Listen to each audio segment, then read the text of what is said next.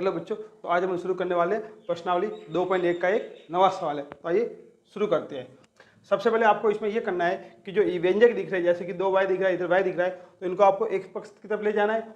सबसे पहले आपको इसमें क्या करना है कि आपको 2y इधर दिख रहा है और y इधर दिख रहा है, तो ये दोनों व्यंजक है, तो दोनों व्यंजकों को हमको एक तरफ ले जाना है, मतलब एक साइड में ले जाना है, और जो संख्या है उसको एक तरफ ले जाएंगे, जो आपको यहाँ बेन दिख रही है। तो सबसे पहले हम यहाँ लिखेंगे कि -y को पक्षांतर करने पर क्या किया हमने, पक्षांतर किया है, -y को पक्षांतर किया और -y इधर से पक्षांतर करेंगे तो आपका क्या हो जाएगा, y प्लस का हो जाएगा।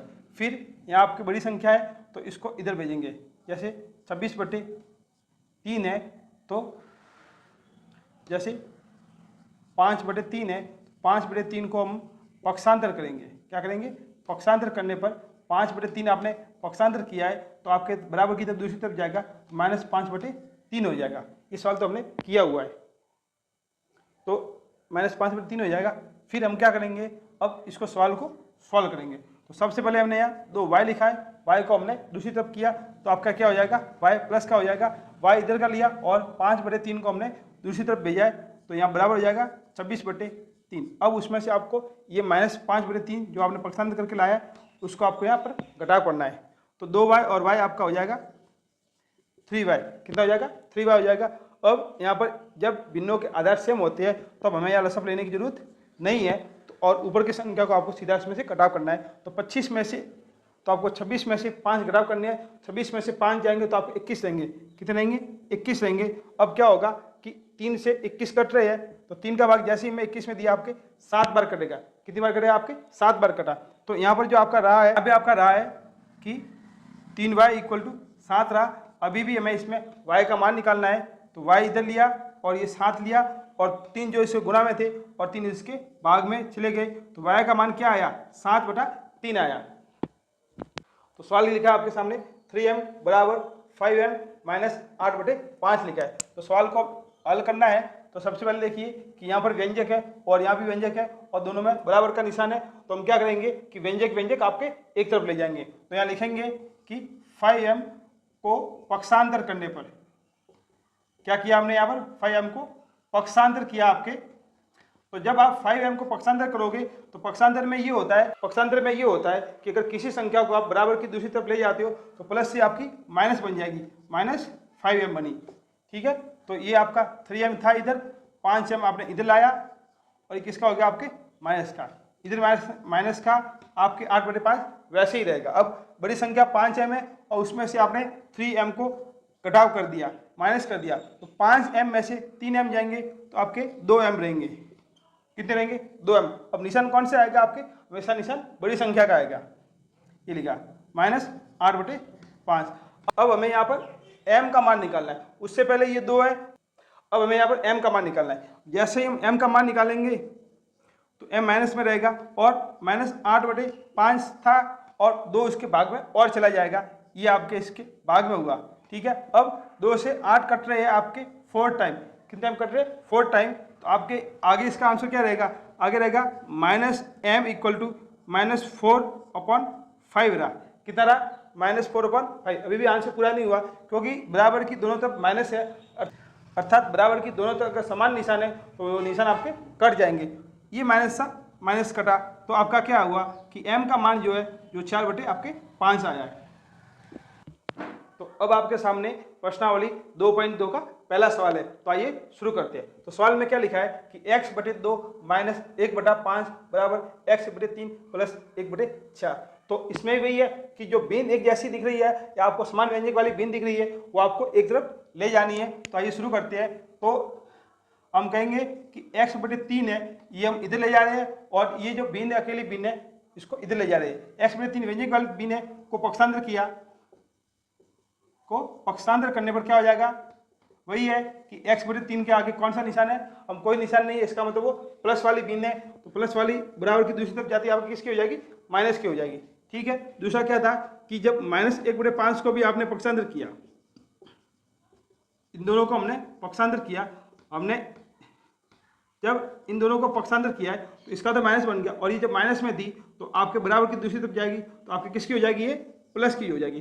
तो हमने यहाँ पर जो हम करने वाले हैं वो हमें लिखा है, अब इसमें अप्लाई करना है। तो सबसे पहले सवाल में क्या था, x/2 था, अब हमने इसको पक्षांतर किया है, ये बराबर की राइट हैंड साइड था, अब बराबर की आप लेफ्ट हैंड साइड इसको हम लेके आ रहे हैं। और जैसे ही इसको हमने लेफ्ट हैंड साइड लाया तो ये प्लस से कैसी हो जाएगी, आपके माइनस की हो जाएगी, ये हुआ, फिर ये हुआ, यहाँ पर ये संख्या बराबर की हो जाएगी, फिर यहाँ पर हमने इसको तो पक्षांतर कर दिया, तो यहाँ पर 1/4 रहा, 1/4 रहा, और ये 1/5 था, ये हमने पक्षांतर कर दिया, ये कर दिया, यहाँ पर ये माइनस का था, और जैसे ही बराबर की दूसरी तरफ जाएगा तो आपके प्लस का हो जाएगा, ये होगा प्लस का। अब इनको हल करना है, इनके हल करने में अब दिक्कत क्या आएगी कि हमें 2 और 3 का यहाँ लसब लेना पड़ेगा, और 4 और यहाँ पर, और 4 और 5 का यहाँ पर लसब लेना पड़ेगा। तो हम शुरू करते हैं 2 और 3 का लसब। वैसे तो 2 और 3 का लसब हम सीधा लिख सकते हैं कि जब अलग अलग संख्या होती है, इनका एक दूसरे में पूरा पूरा भाग नहीं जाता, तो उनका आपस में हम गुना करेंगे, इसका सीधा लसब आ जाएगा।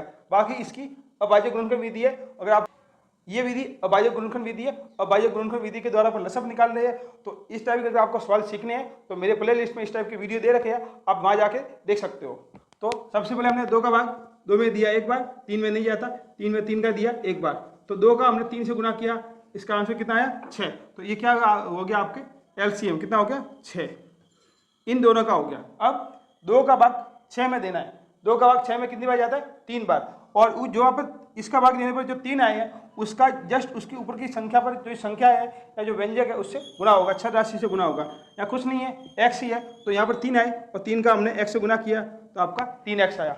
अब ये माइनस का माइनस आ गया। अब आप देखो इस 3 का भाग 6 में देना है, ये जो 3 है इसका भाग 6 में दिया 2 बार जाएगा, जो 2 आए ना उसका इस वाली संख्या पे या इस स्थान पे जो संख्या होती है, जो व्यंजक होता है, जो सर होता है, उससे गुणा करना है। तो अपने पास क्या है x, वापस कितने आए थे 2, 2 का x से किया 2x आया, ठीक है, ये हुआ। अब इसका भी हमको लसब लेना है, तो चलो हम लसब लेते हैं। आपका 4 का 5 से लसब करोगे तो वही 20 आएगा, इसमें नहीं जाता, इसमें जाता है, इसमें गया, इसमें 5 का नहीं जाता, ये हो गया 5 का 1 बार, तो 2 गुना 5 हो गए, 2 दूनी 4, 4 पंजे 20 हो गए। तो यहाँ पर इनका भी लसब कितना आया, आपके 20 आया। इसमें भी तरीका वही है कि 4 का भाग आपने 20 में कितनी बार दिया कि 5 बार जाएगा, उस 5 को 1 से गुना किया तो कितने आ गए आपके 5 ही आएंगे, ये होगा, प्लस का प्लस होगा। फिर वापस 1/5 लिखा है, तो इस 5 का भाग आपने 20 में दिया, कितनी बार गया आपके 4 बार गया, उस 4 को 1 से गुना किया तो कितने हो गए 4। अब देखो आंसर कि इस 3x में से आपने 2x गिराए तो आपका 1x बचेगा, कितना बचेगा 1x बचेगा, और बटे में आपके 6 रहेंगे, ठीक है।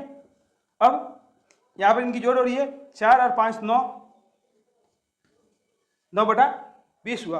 अब इसका आपस में हम वही गुना करेंगे, इसका इससे होगा, इसका इससे, तो x का 20 से करेंगे और 6 का आप 9 से करोगे।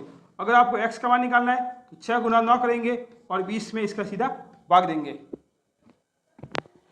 अब इसके आगे कर रहे, ध्यान रखना, 6 का 9 से करो, अब कट रही है, आप काट सकते हो, तो 2 से काटा हमको 3 बार और 2 से काटा ये 10 बार, तो 9 का 3 से किया आपके 27 आ गए और बटे में 10 रहे, ये आपके मान आया है। लेकिन ये मान सही नहीं है क्योंकि एक अनुचित भिन्न है, इसका मान हमको मिश्र भिन्न में निकालना है। तो अब मिश्र भिन्न को हम सरल भिन्न बनाएंगे। अगर आप इससे संबंधित वीडियो देखना चाहते हो तो इससे संबंधित भी वीडियो मेरे प्लेलिस्ट में पड़ी है, जिसमें आप भिन्नों वाले वीडियो में जाके वहां देख सकते हो।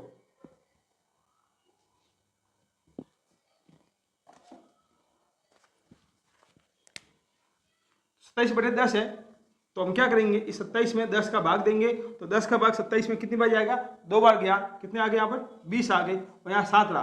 अब इसकी जो मिश्र भिन्न बनेगी वो बनेगी 2 सही, ये आगे लिखना है, ये ऊपर लिखना है और ये नीचे लिखना है। इस भिन्न का मान ये होगा 2 सही 7/10।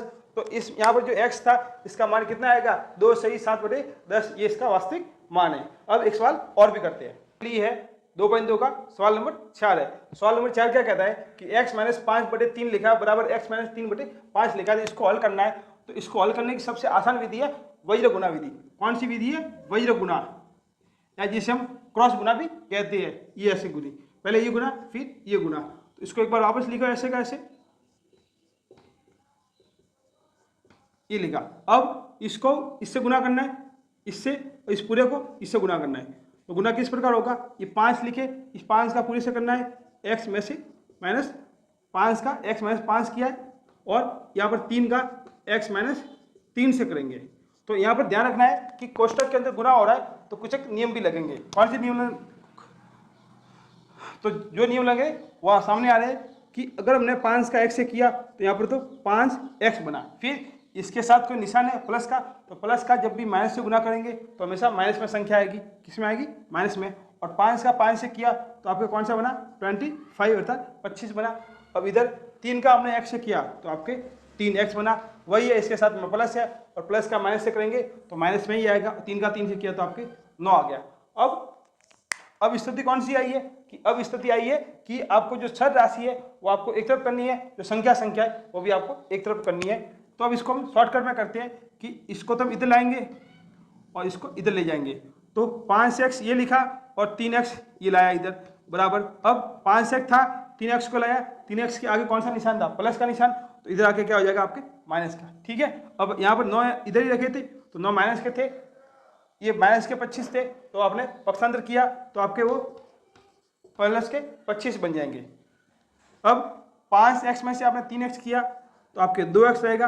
अब यहाँ देखो ये 9 माइनस के और 25 प्लस के, तो 25 में से आपको 9 घटाने हैं तो 5 तो यहाँ से जाएंगे और 4 वहाँ से जाएंगे तो आपके 16 रहेंगे और 16 भी किसके? प्लस के रहेंगे। तो अब हमें यहाँ पर वापस x का मान निकालना है। तो 16 में हमने 2 का भाग दिया और 16 में जैसे ही 2 का भाग दिया तो x का मान कितना आया? 8 आया। ऐसे और भी वीडियो को देखने के लिए चैनल को एक बार लाइक शेयर और सब्सक्राइब जरूर करें। ये हमने यहाँ पर प्रश्नावली 2.2 पूरी की।